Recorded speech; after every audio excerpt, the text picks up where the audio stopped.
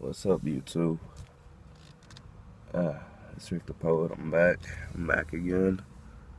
Uh, just, man, yeah. But I gotta start off again with the warning, like I did in the last video. 16, anybody below 17, this video is not for you. There are plenty of other videos that are for you, out of your age appropriate and all that good stuff. But this video here is not for you. So, you got my reasons in the last one. If not, it's just age. You're not at that age yet. 2, I don't want what I'm gonna say to start becoming a stumbling block to you guys. So, there's that. And then 3, just goes back to age, like, about your situation and different things like that. Like, I'm sorry that you went through some of the stuff that you went through, but that doesn't mean you understand every situation that's going on out there. And that's why we leave it to a certain age. That's why I'm giving a certain age to it. Alright, but anyway, y'all hear me right now? I'm at school currently. My voice is hoarse. My throat is thrashed. I really shouldn't even be talking right now. But, I've just been feeling like, hey, I started this series. Let me get a move on. Like, I've been feeling led to get this series on the roll. So, that's what I'm about to do. Let me see. I got my books in the back. I got my tissue up front. I mean, I'm ready to go. There we go. Yes, sir. So, just give you a quick recap on Confessions 1. Confessions 1 was just the introduction, pretty much, like introducing myself, my family, my brothers. First 2 confessions, which was me being slightly suicidal at a young age, and also just the struggles and difficulties of having a newborn brother after 10 years. Then Confessions Part 2 was all about revealing the darkness, getting into the deep stuff, just reminding myself and telling you guys that having that Bible knowledge up top does not necessarily mean that you love God. Like, you can believe in Him all you want to, but that doesn't mean that you love God, and that doesn't make it any easier for Him to work through you. Because if your heart is too hard and your heart is too weak, too stubborn, I should say, then it's going to be harder for the Lord to work through you. So I realized that that was me. Also, the fact that, I had difficulties at school, and difficulties that weren't helped by Miss Maverick. And then also just the fact that I became a porn addict from a young age until, I'm still young, but to an even older age where I understood things more. That's Confessions Part 2. So now let's get on with Confessions Part 3. We're on a roll. Let's get to it.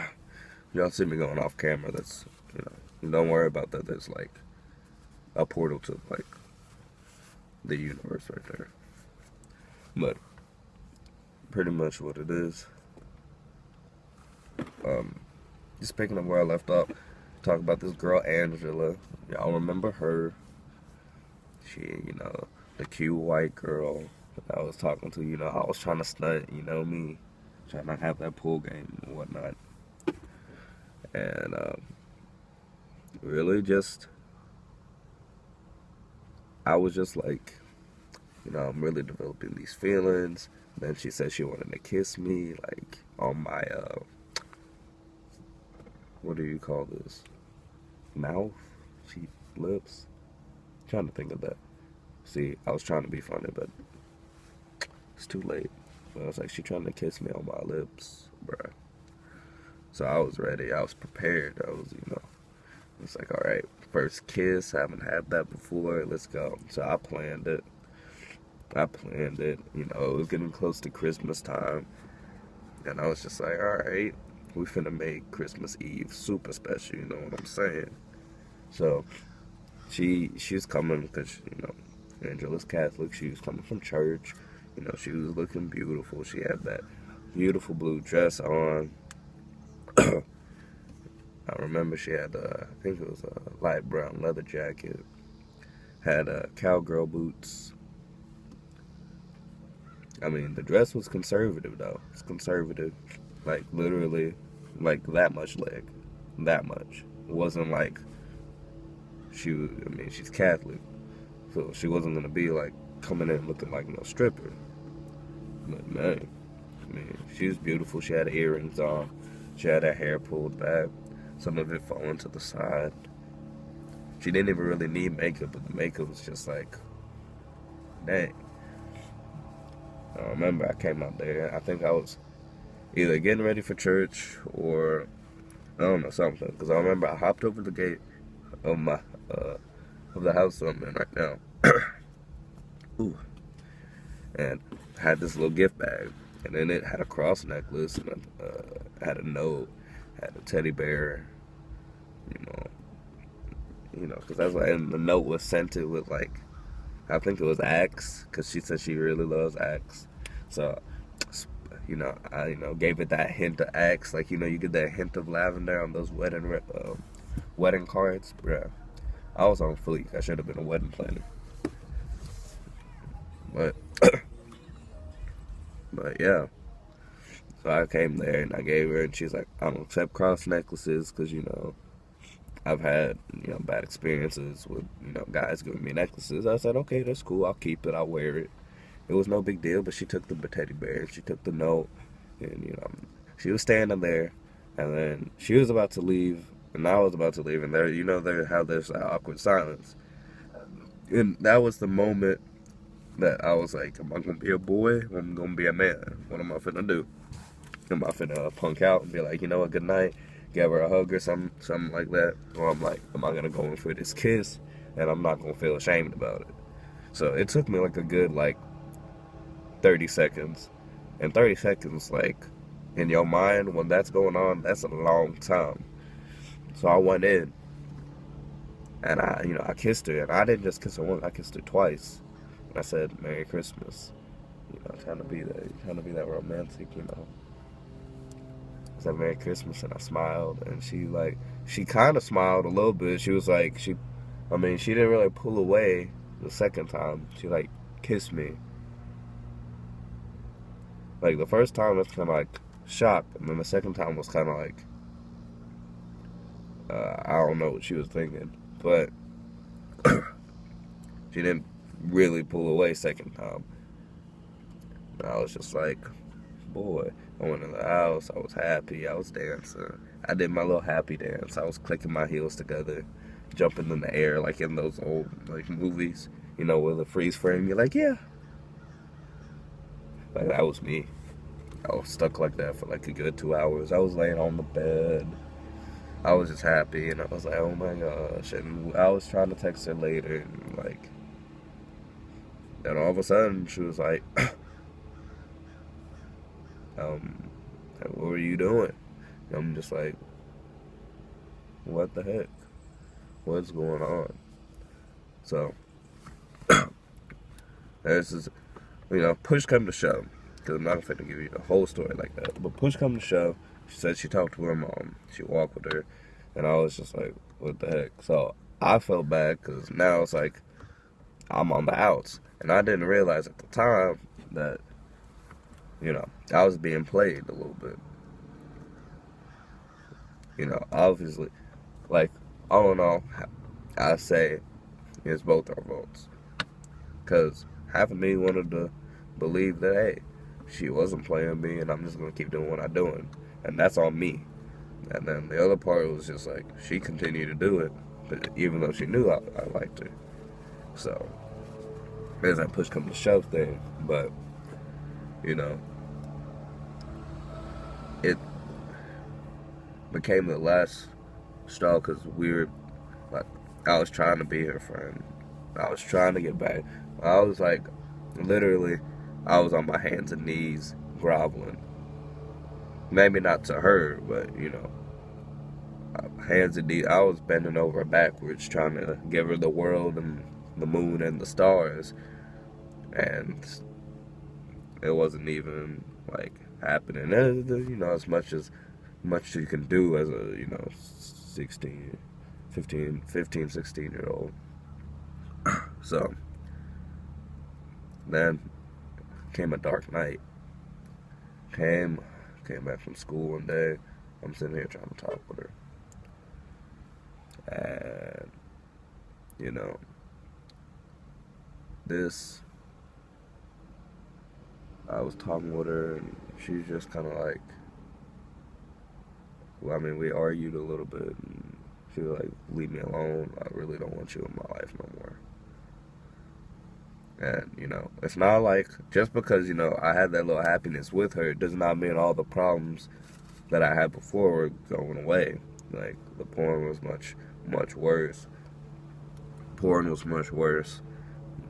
You know, Miss Maverick was much worse. School was much worse. At home was much worse. You know, I was losing face. I didn't even know who I was anymore. So I went upstairs, you know, got to talking with her, and I was done. I was done. I carried 2 knives upstairs. Now I carry like 6 upstairs, but for the time being, I was carrying 2. And I got that blade. It was sharp. It was sharp. Like, it would literally cut you to the touch. And I thrashed my skin. Thrashed it. 50 plus times. I thrashed it. I was destroying it. Punishing myself. Thinking I deserve every single slash on my body. Thinking I deserve every single cut. Thinking I deserve every drop of blood to just fall out of me. And first I held the blade up to my neck. And I chickened out. I couldn't do it. Next I held it up to my left wrist. But I couldn't do it. The next I had it up to my right wrist. Then I couldn't do it.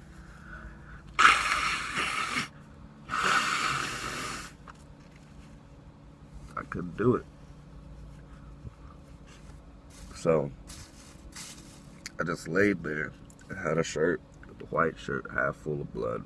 I done texted this girl, telling her, like, hey, I'm like, I just tell myself I'm done.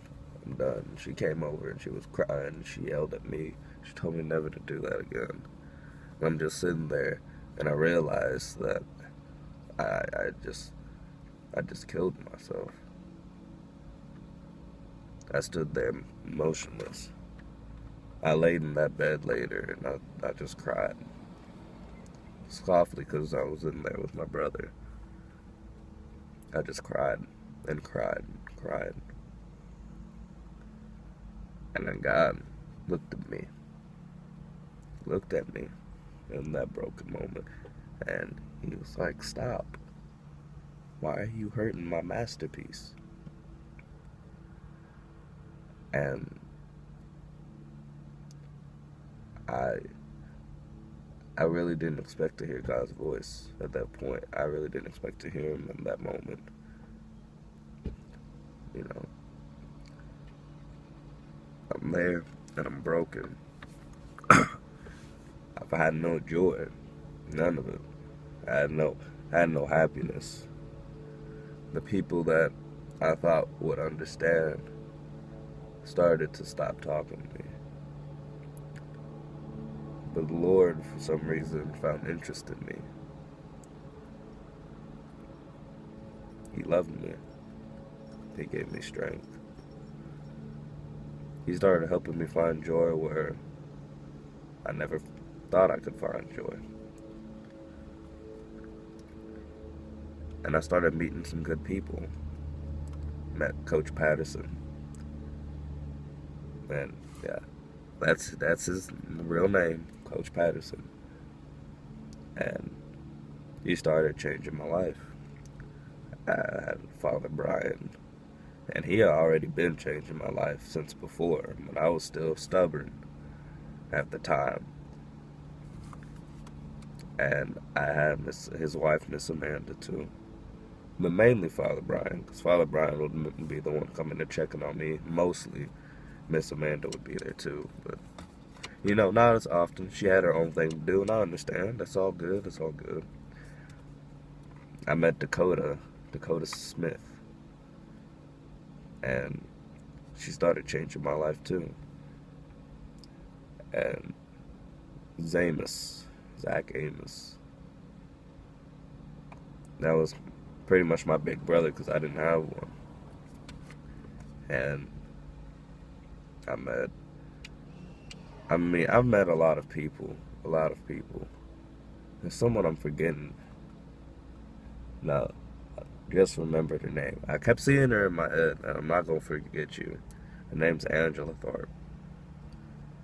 She changed my life the most. Not because she talked to me the most. Not because she was just always around me. But because when I looked at her, especially after God had talked to me and we were starting to build things back up together, I saw God. No, she's not God by any means. But when I looked at her, I see the model of Jesus Christ. Even when I look at her now, I see her on Instagram sometimes, I see her on Facebook sometimes. She's chilling with the bay and all that. She takes these beautiful sunset pictures and whatnot.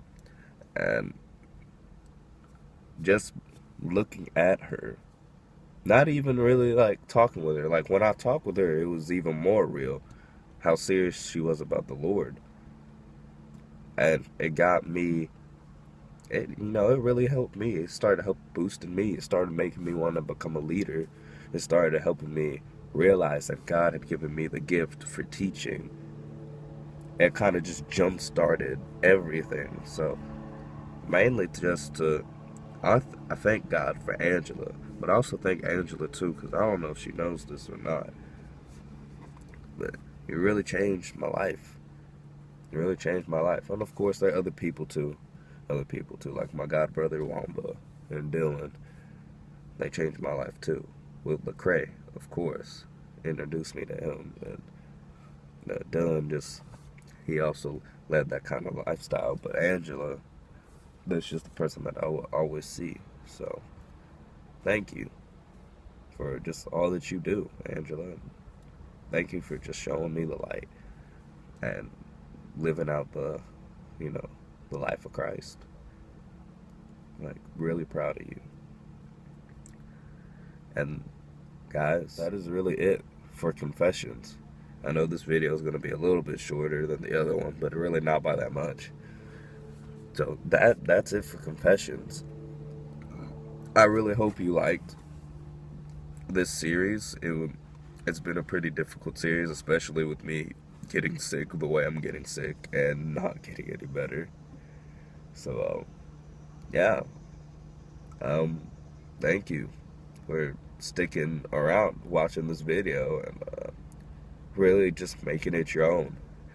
So, guys, from the bottom of my heart, I love you guys.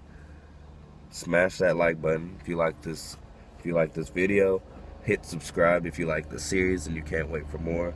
I'm about to put out another video. We're gonna talk about some other stuff, but I'll keep that a surprise until the next one. So, as I say, peace out, deuces. Love you and God bless. Rick the Poet is out.